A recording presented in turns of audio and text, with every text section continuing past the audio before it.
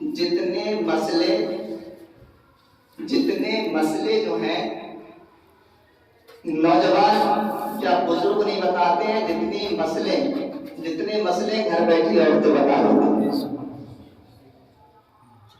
एक ने कहा कि इस माह मुबारक महीने में पहला जुमा आता है तो उसमें तबारक शुरू हो जाती है, बेशक हो जाती है। इस महीने में 4 जुमे पढ़ते हैं, 4। उसमें जो हमारे घर से हमारे बाप हो या हमारी माँ हो या भाई हो या बहन हो, इस माह मुबारक महीने में उनके नाम से तबारक करवाई जाती है। यानी कलामे मुक़द्दस की एक सूरत है जिसको तबारकल्लज़ी कहते हैं, वो पढ़वाई जाती है। कितनी मरतबा? 41 मरतबा। उससे फायदा क्या है? उससे फायदा यह है कि हजरत इमाम जाफर सादिक की तो वो शान है, हजरत इमाम जाफर सादिक की तो वो मर्तबा है। अगर किसी से कह दे तुझे जन्नत मैंने दुनिया ही में अता कर दी, मरने के बाद अगर वो कब्र में जाएगा तो यही पुकारेगा कि हजरत इमाम जाफर सादिक ने दुनिया में रह करके सही किया था, सही बताया था कि उन्होंने मुझे मरने के बाद जन्नत ही अता कर दी। बहुत से सुनना। अब सुने, अगर किसी शख्स का इसी साल अगर इंतकाल हुआ हो तो हमारी माँ और बहनें घर में बैठे बैठे मसला बहुत जानती हैं, वो भी सुनती होंगी आप। क्या कहती हैं कि अगर कोई शख्स चला गया तो उसके 7 तबर्रुक कितनी 7, यानी इस साल, दूसरी साल, तीसरी साल, यानी 7 साल तक उसके तबारक होंगे, उसके बाद नहीं होंगे।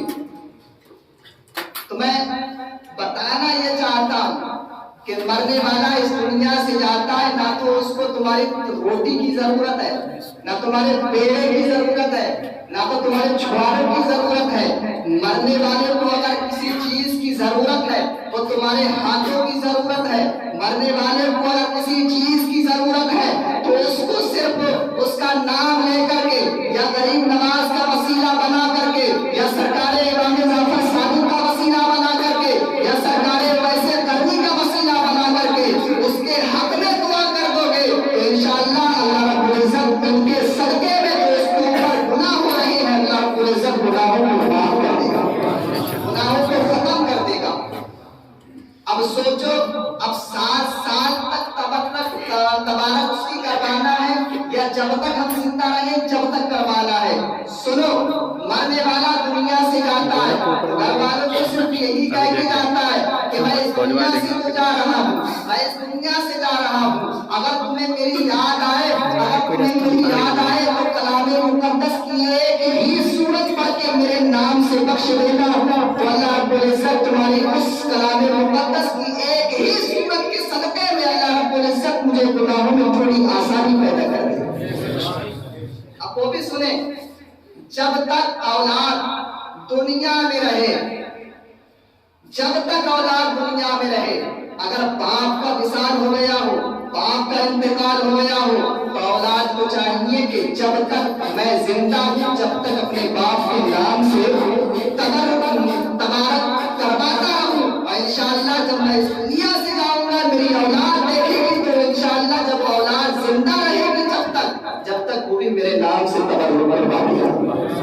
तबारक करवाती रहेगी।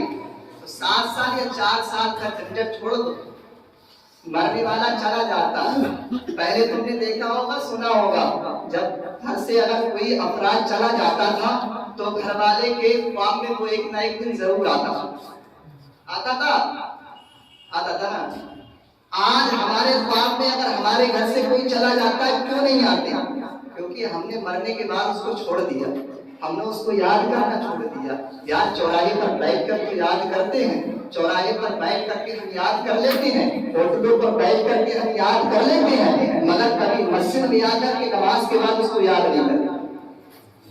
चौराहे पर बैठने से, याद करने से कोई फायदा नहीं। अगर फायदा होगा तो मस्जिद में आ, उसके नाम से नाम लेकर के मौला से दुआ कर, तो इंशाअल्लाह वो तेरे ख्वाब में भी आएगा, इंशाअल्लाह अल्लाह रब्बुल इज्जत उसको जन्नत मिलेगा। कान खोल कर सुन लो, नौजवान हो आप भी और बुजुर्गाने जी आप भी, अगर आपके घर से कोई भी गया हो तो ये मत सोचना हमारे 7 साल पूरे हो चुके हैं, हम हद से अदा हो गए, बल्कि कोशिश ये करें अगर हम 7 साल जिंदा रहेंगे तो इंशाअल्लाह 7 साल अपने हाथ से तबारक करवाएंगे, और इंशाअल्लाह अगर ज्यादा दिन तक जिंदा रहे तो इंशाअल्लाह जब तक जिंदा रहेंगे अपने बाप दादा भाई बहन के नाम से करवा देगा, उतना ही फायदा है जितना आप करवा लोगे। इंशाअल्लाह इसका आदम तुम्हें कब्र के अंदर नहीं मिलेगा।